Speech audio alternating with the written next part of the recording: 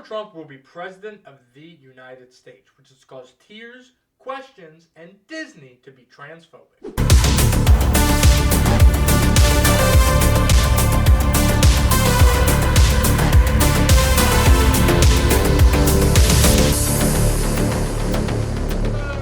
morning, afternoon, or good night, depending on when you are watching this. My name is Dion, but you can call me Isby, and let's talk about last week. Now, we are still a little bit behind on our coverage, so this will be a slightly longer episode to help us catch up.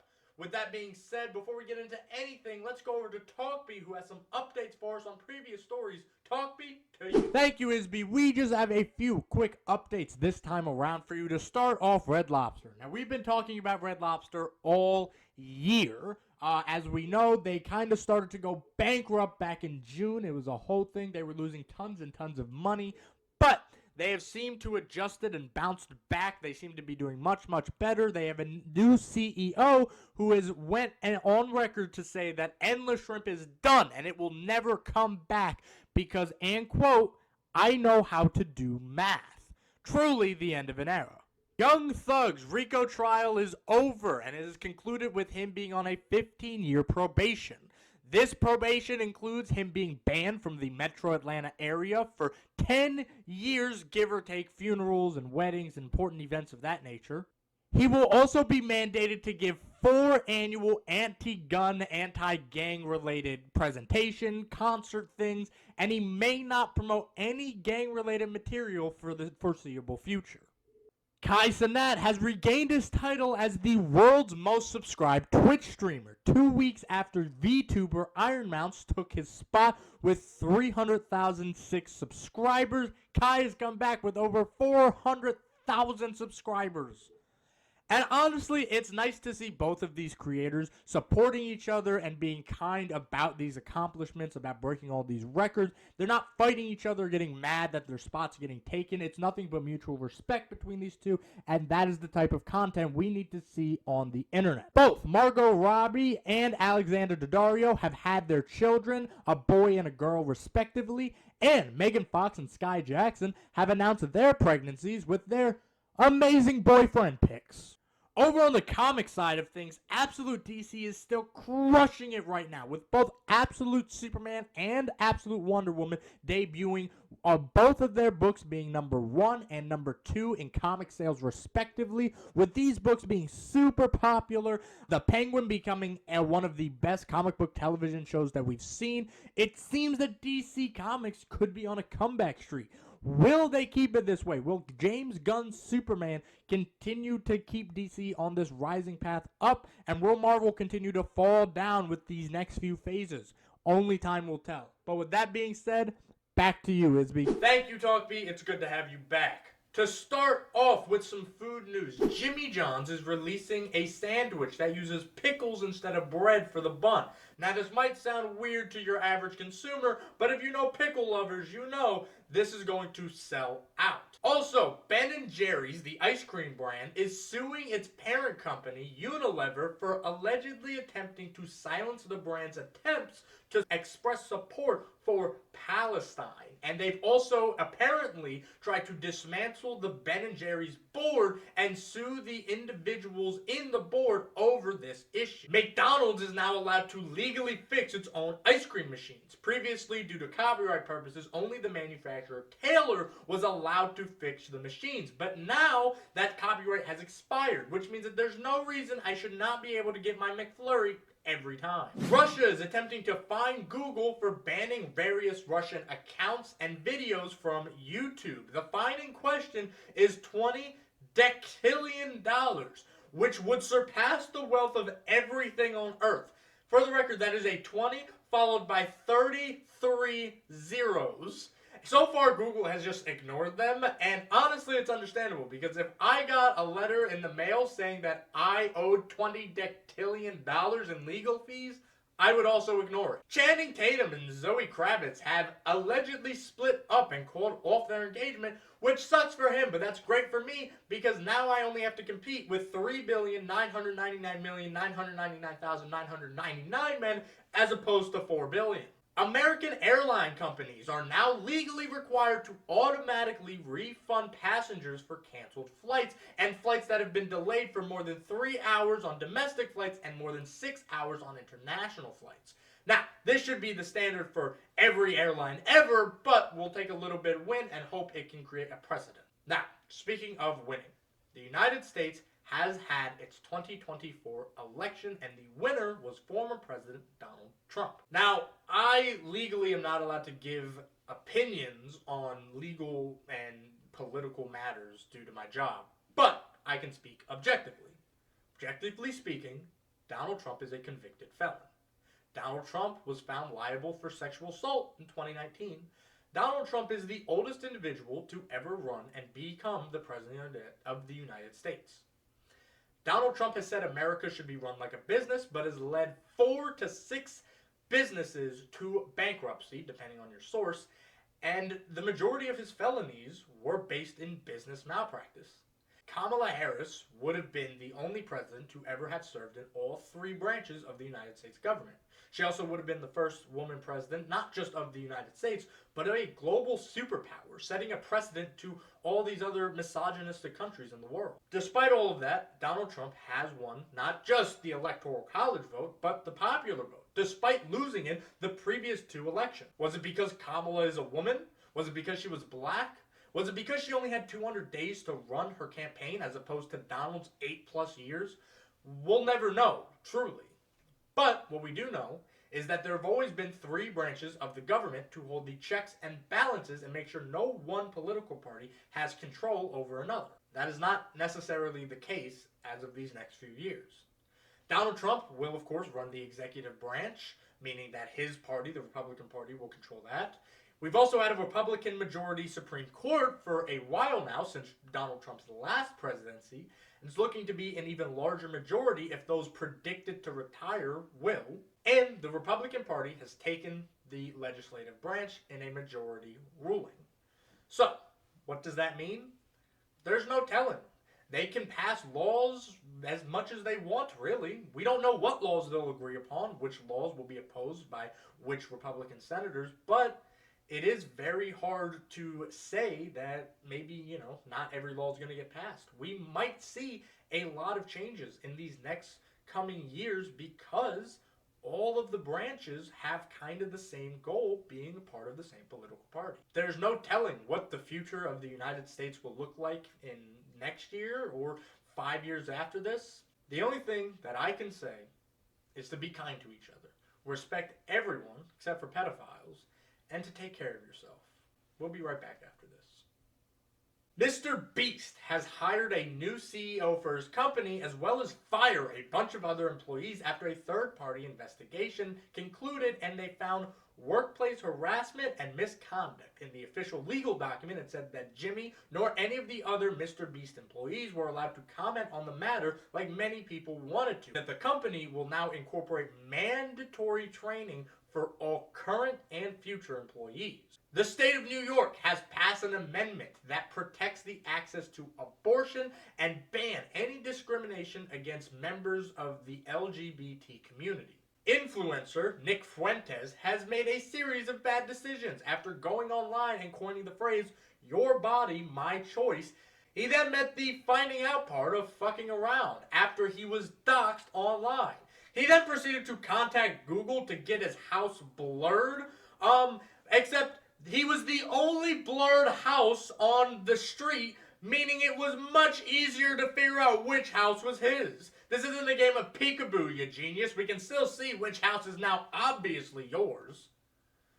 Regardless, he is now being sued by a woman named Marla Rose, who went to his home and then got pepper sprayed, pushed downstairs, and had her phone crushed by this individual. Many news outlets are saying that she went to his home to attack him, but you can see in the footage, she just goes up and knocks on his door. He opens the door with full intent to pepper spray her, no questions asked. Imagine if this was a mailman, or the Girl Scouts, or those Mormons who ask if you've read the good book. Knocking on someone's door to ask a question is not illegal in the slightest and definitely doesn't warrant an attack, unless you've previously spoken to the person and asked them to go away. Hopefully everything goes well and the court system does what it's supposed to. But in music news, Tyler the Creator has become the #1 global artist over on Spotify, dethroning Taylor Swift, who has had the record as #1 global artist since the chart dropped in 2020. Willie Nelson has released his 153rd album titled Last Leaf on the Tree, obviously trying to compete with Taylor Swift. And Kendrick Lamar's Not Like Us has been nominated for 5 Grammys, including Best Music Video, Best Rap Performance, and Song of the Year. A Bar Song by Shaboozey has become the longest running #1 solo in the Billboard Hot 100 history for 17 consecutive weeks in a row. Mark Zuckerberg has collaborated with T-Pain to create a Get Low remix for him and his wife's anniversary. And this is what billionaires should be doing with their money, not trying to take over the United States. Speaking of that guy, Blue Sky is currently the #1 free app as Twitter drops below the 25. This comes after several months of Twitter just sucking and many celebrities moving platforms, including Don Lemon, Jamie Lee Curtis, Stephen King, and even news outlets like The Guardian. Speaking of news outlets, The Onion has acquired InfoWars in a bankruptcy auction. They will start in January creating a parody show that's the same style as InfoWars, where they will mock various internet personalities like Alex Jones. The CEO has went on record to state they acquired the brand because, and quote, "This is the funniest thing that has ever happened." Six Flags Great Adventure Park in New Jersey is removing Kingda Ka, the world's largest roller coaster, and they will be allegedly replacing it with an even better multi-world breaking record coaster in 2026. Let us know in the comments if you would ride such a roller coaster, and while you're down there, make sure you subscribe, like, comment, do all the other YouTube things. And with that being said, let's go over to Nerdby, who has some nerd news for us. Nerdby, to you. Hey, how's it going, Nisby? We have some solid nerd news coming for you in just a second. But first, I want to talk about something that's very important that came up with Donald Trump's presidential win. Moon Girl and Devil Dinosaur is a television show that comes on Disney Channel. It is a great television show for children. It's, very, very vibrant and colorful. I love the stylization of it. We don't see a lot of 2D cartoons anymore, but this is fantastic. And again, it's stylized wonderfully. Recently, it was revealed by a bunch of the showrunners that an episode, a fully finished episode, which we'll get to that in a second, but a fully finished episode will not be airing. Why? Disney has shelved it. The ongoing story is that Disney told the producers of the show this kind of episode is not suitable due to the recent election and current political climate. Now, what was the big issue with this episode that caused it to be shelved by Disney? Well, the episode featured a coach from a different school who was upset that one of the students on the basketball team used to play with the boys' team and now plays for the girls' team. This episode then follows this transgendered student getting openly ridiculed and bullied by a fully grown adult. The episode then ends beautifully with this transgendered student questioning their identity and feeling really bad because, again, this fully grown adult is bothered by the fact that she wants to play sports. But through the help of her coaches and her support system of friends, she plays the game and she's comfortable with being herself again.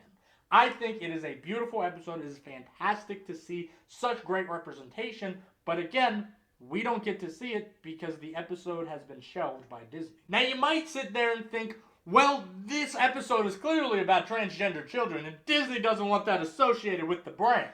Except for the fact that that's simply untrue.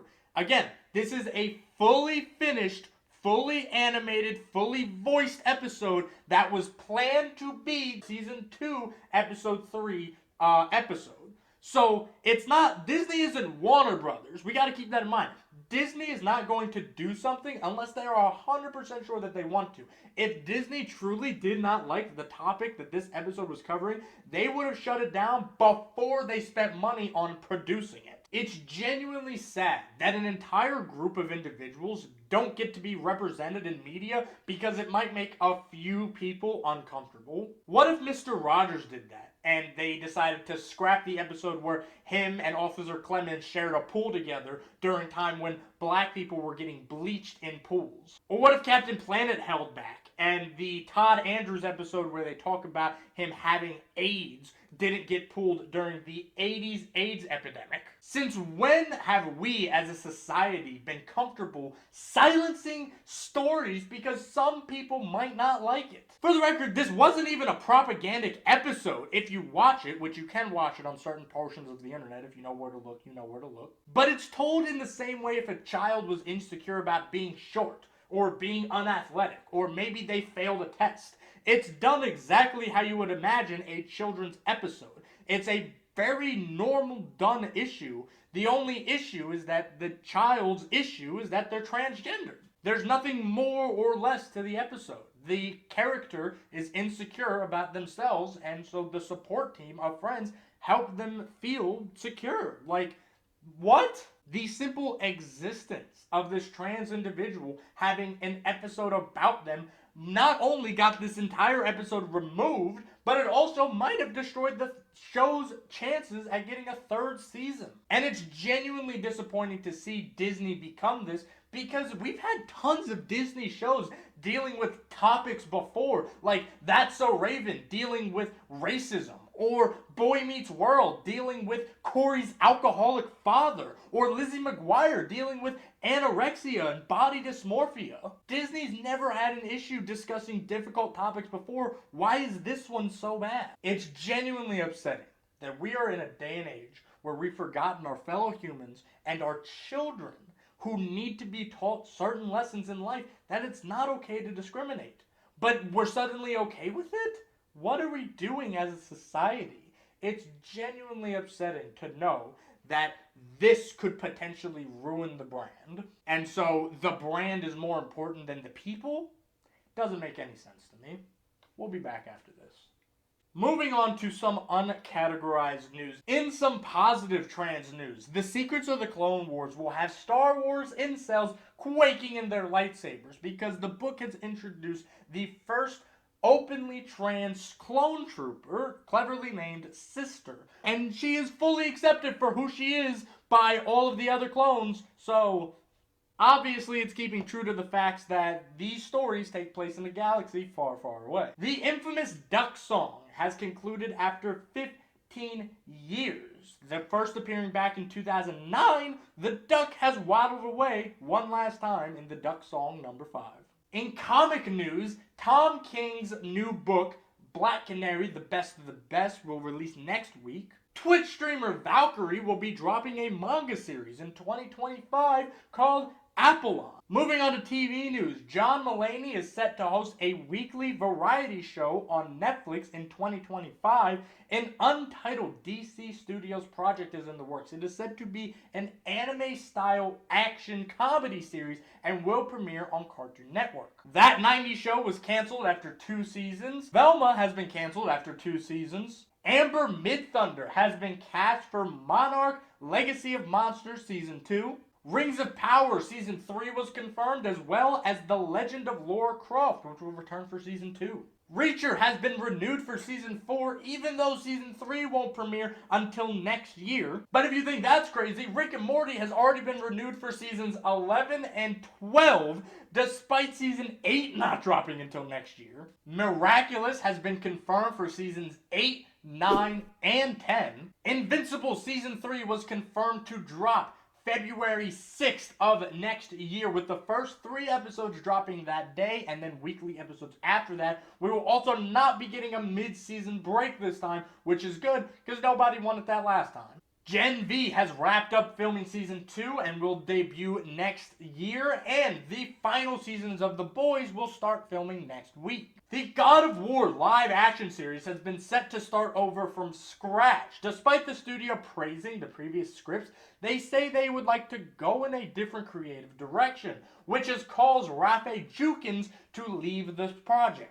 Marvel is allegedly developing a Wiccan series that will follow up with WandaVision and Agatha All Along, and will focus on finding Wanda's other child, Tommy, and Vision Quest, previously titled White Vision, and the title was changed for who knows what reason, will begin filming sometime early next year. And Marvel, there's still time to cancel all of that. Daredevil Born Again will premiere on March 4th, and due to the Neil Gaiman allegations that we talked about a few episodes ago, The Good Omens will not be getting a third season. But instead, they will be getting a 90-minute episode, which in my day we used to call those movies, but it will be one last epilogue to wrap up the story, and they will of course bring in a new writer.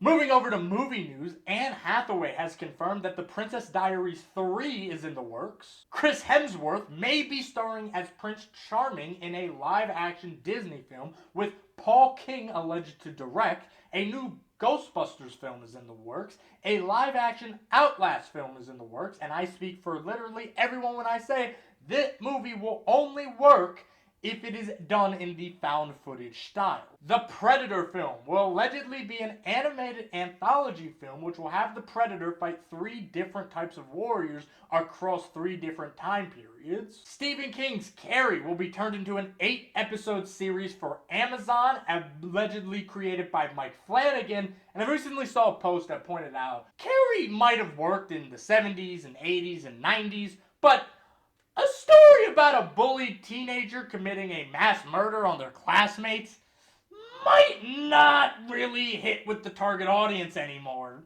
I don't know why, but who's to say? The Wild Robot is confirmed to be getting a sequel and will presumably get a trilogy, considering there are 3 books. Henry Cavill has been cast in the live-action Voltron film.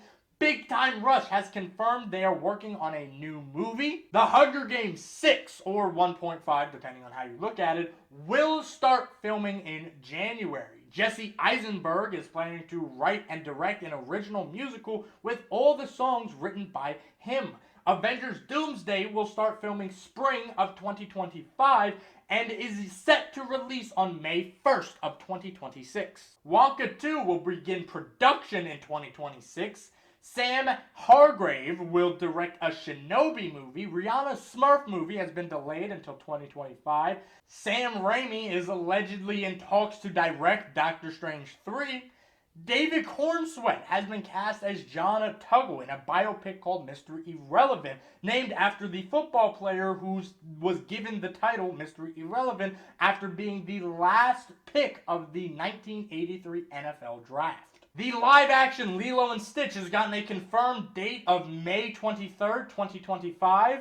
The first fully animated Looney Tunes theatrical film, The Day the Earth Blew Up, will be in theaters on February 28th of 2025. The Karate Kid Legends will premiere on May 30th of 2025. A new Jumanji film is allegedly to be released on December 11th of 2026. FNAF 2, which is given the production title Music Box, will premiere December of next year. Jason Blum says they are now working on a script for the Dead by Daylight movie, and they can't make a movie until the script is right, which is just objectively correct, unless of course you're Marvel. With those last 3 in mind, let's move over to gaming news. And Avatar: The Last Airbender video game is underway. It's Saber Interactive and Paramount Game Studios, and it is said to take place thousands of years in the past, and that we will explore an avatar that has never been seen before. Ubisoft is planning to release about 10 Assassin's Creed games in the next 5 years. Multiverses Season 4 dropped, and nobody is talking about it because Warner Brothers hates money and does a terrible job at marketing it. But, finally, we will be doing our In Memoriam segment. This, of course, is a segment about all the people that we've lost in the past few weeks. The big one that everyone's talking about is Liam Payne, the musician and former band member of One Direction. It's still an ongoing investigation as to what specifically happened, but hopefully his family gets some sort of confirmation soon. The legendary artist Greg Hindenburg has died at the age of 85. He created several of the iconic Star Wars posters for the original series. The Magic School Bus illustrator Bruce Deegan has passed away at 79. Elwood Edwards, who voiced the AOL notification when they, it's "You've got mail." That guy, he passed away at the age of 79. Legendary horror icon Tony Todd, known for his roles in Final Destination and playing the Candyman, He has unfortunately passed away much too early. And lastly, Skidetcher, who was a fantastic artist and the creator of the Man meme over on the Batman Arkham subreddit. He passed away after taking his own life. With that being said, I want to mention that if you are struggling with anything at all, please reach out to somebody. There's somebody here to help, and there's somebody who will miss you after you're gone. You are not alone. You are never going to be alone. There are 7.8 billion people on the planet. I promise that somebody wants to hear from you. Somebody will be disappointed if you are gone. 10 times out of 10, people would rather see you seek help than to not see you at all. And remember, if you fear for a loved one or notice that they might be struggling, please don't hesitate to reach out to them, because you never know when it could be too late. Let's take our time to remember these people for who they are, the gifts they brought to the world. Just remember to be kind to each other, call your loved ones, and with all that being said, back to you, Isby. Thank you, NerdB, and thank you for watching. Be sure to share this video with a friend, dog, cat, mouse, or spouse. Leave a comment down below about something you learned, something we missed, and something you want us to cover. And as always, remember, my name is Dion, but you can call me Isby. Now you're caught up on last week. See ya.